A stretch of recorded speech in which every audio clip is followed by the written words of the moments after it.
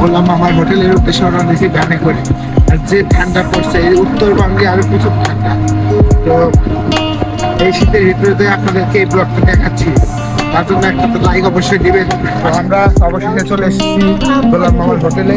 তো পিছনে রান্নাবাড়ি কাজ করতেছে, আমরা এখন যা দেখবো যে কি রান্না করতেছে সকাল সকাল।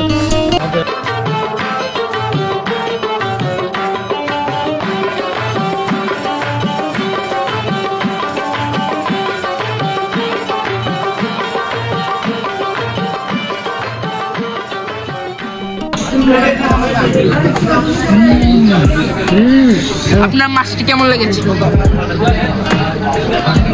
এটা খুব ভালো। খাওয়ার জন্য মাংস সহ আরো নদীর অনেক পদের মাছ নিয়েছি। ভালো মাছ। ওয়েট দাঁড়ান, এই যে আমি খেয়ে রিভিউ দিচ্ছি স্যার, আমার কি এই রিভিউ কেমন? সকাল সকাল বললাম আমার হোটেলে এসেছিলাম শ্রীনাথপুর গিরিবাদে। তো আমরা এখন আবার আমাদের সিরাজগঞ্জ সদর উদ্দেশ্যে রওনা হচ্ছি।